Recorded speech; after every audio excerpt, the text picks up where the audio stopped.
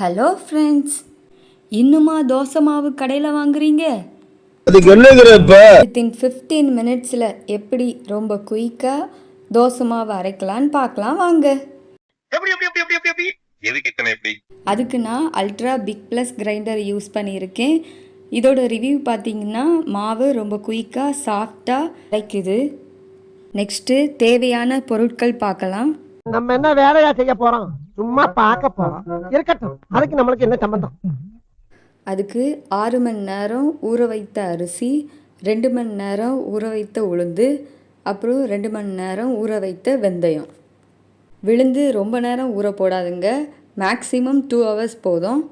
வெந்தயம் கொஞ்சமாக எடுத்துக்கோங்க. வெந்தயம் எதுக்காக நம்ம யூஸ் பண்ணுறோன்னா வயிற்றுக்கு நல்லது, அதுவும் இல்லாமல் மாவோட ஃப்ளேவரும் கொஞ்சம் நல்லாயிருக்கும். அதனால் நம்ம வெந்தயம் யூஸ் பண்ணுறோம். வெந்தயம் வயிற்றுக்கு நல்லதுன்னு ரொம்ப யூஸ் பண்ணாதுங்க. அப்புறம் மாவு ரொம்ப கசப்பாயிடுச்சுன்னா கம்பெனி பொறுப்பாகாது. இருந்தாலும் கடலமுத்து ரொம்ப ஸ்ட்ரிக்ட்டுப்பா. ஸ்ட்ரிக்ட்டா இல்லனா உங்க முன்னால எல்லாம் உத்தியோகம் பார்க்க முடியுமா? இப்போது மாவு எப்படி அரைக்கிறதுன்னு பார்க்கலாம். ஃபஸ்ட்டு வெந்தயம் போட்டு 30 செகண்ட்ஸ்க்கு அப்புறம் உளுந்து போடுங்க. நான் 3 கப்பு பாயில்டு ரைஸ், 1/2 கப்பு பச்சரிசி, 1/2 கப் உதயம் டால் எடுத்திருக்கேன். உளுந்து போட்டுட்டு தேவையான அளவு தண்ணி ஊற்றி அப்படியே ஒரு 5 மினிட்ஸுக்கு விடுங்க. 5 மினிட்ஸ்க்கு அப்புறம் மாவு இந்த அளவு அரைஞ்சி வந்திருக்கும். பாருங்கள், நம்ம 1/2 கப்பு தான் உளுந்து போட்டோம், அதுவும் நான் சின்ன கப்பு தான் போட்டேன். இதுலேயே அவ்வளோ மாவு வந்திருக்கு. நெக்ஸ்ட்டு மாவை அரைகிற அந்த கல் பக்கமாக லைட்டாக தள்ளி விட்டுட்டே இருங்க. கிரைண்டரில் கை வைக்கிறதுக்கெல்லாம் பயப்பட வேண்டாம். தேவைப்பட்டால் தண்ணி ஆட் பண்ணுங்கள். மாவு கொஞ்சம் லூஸாக தான் இருக்கணும். நெக்ஸ்ட்டு தண்ணி ஆட் பண்ணிவிட்டு 2 மினிட்ஸுக்கு அப்படியே அரைய விடுங்க. போட்டு பார்ப்போம்.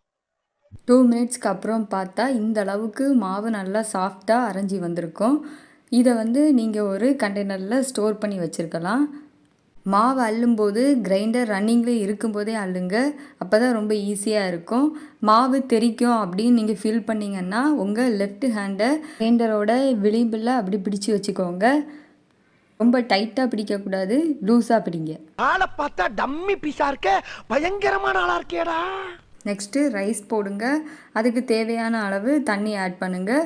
உளுந்து மாதிரி அரிசி சீக்கிரமாக அரையாது, கொஞ்சம் டைம் எடுக்கும். 10 மினிட்ஸ்க்கு அப்புறம் பார்த்தீங்கன்னா இந்த அளவுக்கு சாஃப்டாக அரிசி அரைஞ்சி வந்திருக்கும். அதுக்கப்புறம் ஆல்ரெடி அரைச்சி வச்சுருக்கூடிய விழுந்தை ஆட் பண்ணணும். நீங்கள் அரிசி தனியாக விழுந்து தனியாக எடுத்து மிக்ஸ் பண்ணிங்கன்னா அந்தளவுக்கு மிக்ஸ் ஆகாது. ஸோ அதனால் கிரைண்டர்லேயே போட்டு மிக்ஸ் பண்ணிக்கோங்க. ஒரு 1 மினிட்டுக்கு மிக்ஸ் பண்ணதுக்கப்புறம் ஆல்ரெடி எடுத்து வச்சுருக்கூடிய கண்டெய்னரில் ஸ்டோர் பண்ணிக்கலாம். நான் அப்படியே ஷாக் ஆயிட்டேன். அவ்வளோதாங்க, எவ்வளோ குயிக்காக சாஃப்டாக தோசை மாவு ரெடி ஆயிடுச்சுன்னு பார்த்தீங்களா? பிகினர் லெவலில் நம்ம சொல்லி கொடுத்துருக்கோம். இதே போல் யூஸ்ஃபுல்லான வீடியோஸ்க்கு நம்ம சேனலை சப்ஸ்கிரைப் பண்ணி வச்சுக்கோங்க. லைக் பண்ணுங்கள், ஷேர் பண்ணுங்கள். எவ்வளவு போராட்டம் தான். Thank you mister gentleman.